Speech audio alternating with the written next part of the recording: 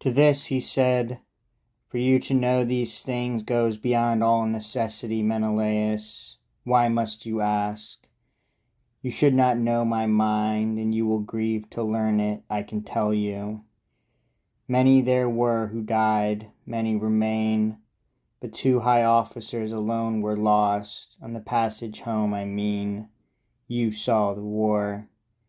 One is alive, a castaway at sea, the other, Aias, perished with all hands, though first Poseidon landed him on Gyrae promontory and saved him from the ocean. Despite Athena's hate, he had lived on. The great sinner, in his insolence, yelled that the gods' will and the sea were beaten, and this loud brag came to Poseidon's ears. He swung the trident in his massive hands, and in one shock from top to bottom split that promontory, toppling into the sea the fragment where the great fool sat. So the vast ocean had its will with Aias, drunk in the end on salt spume as he drowned.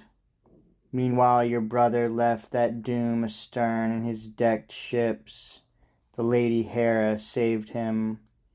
But as he came round Malea, a fresh squall caught him, bearing him away over the cold sea, groaning in disgust to the land's end of Argos, where Thyestes lived in the days of old, and then his son, Aegisthus.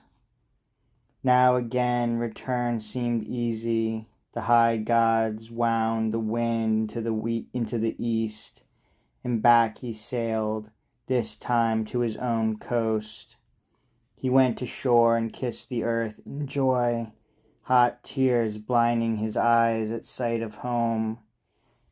But there were eyes that watched him from a height, a lookout, paid 2 bars of gold to keep vigil the year round for Aegisthus' sake, that he should be forewarned and Agamemnon's furious valor sleep unroused.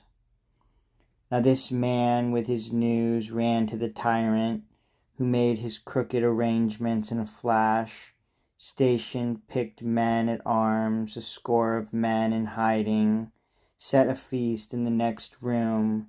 Then he went out with chariots and horses to hail the king and welcome him to evil.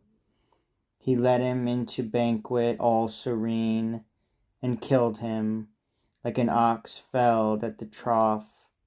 And not a man of either company survived that ambush in Aegisthus' house. Before the end my heart was broken down. I slumped on the trampled sand and cried aloud, caring no more for life or the light of day, and rolled there weeping till my tears were spent. Then the unerring ancient said at last, "No more, no more, how long must you persist? Nothing is gained by grieving so. How soon can you return to Argos? You may take him alive there still, or else meanwhile Orestes will have dispatched him. You'll attend the feast." At this my heart revived, and I recovered the self-command to question him once more.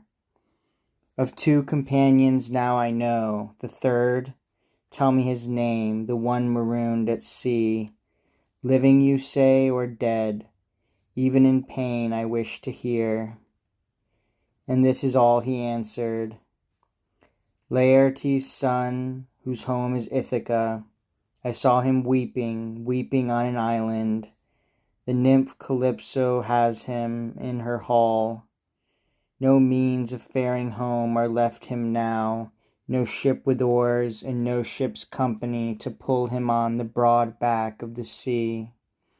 As to your own destiny, Prince Menelaus, you shall not die in the blue grass land of Argos. Rather the gods intend you for Elysian, with golden Rhadamanthus at the world's end, where all existence is a dream of ease. Snowfall is never known there, neither long frost of winter, nor torrential rain, but only mild and lulling airs from ocean, bearing refreshment for the souls of men, the west wind always blowing. For the gods hold you as Helen's lord, a son of Zeus. At this he dove under a swell and left me, and I went back to the ship with my companions, feeling my heart's blood in me running high. But in the long hull's shadow near the sea, we supped again as sacred night came on, and slept at last beside the lapping water. When dawn spread out her fingertips of rose, in first light we launched on the courtly breakers, setting up masts and yards in the well-found ships, went all on board and braced on planks athwart, oarsmen in line, dipped oars in the grey sea.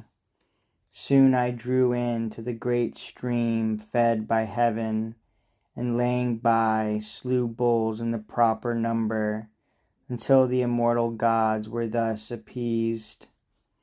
Then heaped a death mound on that shore against all quenching time, for Agamemnon's honor, and put to sea once more. The gods sent down a stern wind for a racing passage homeward. So ends the story. Now you must stay with me and be my guest 11 or 12 days more.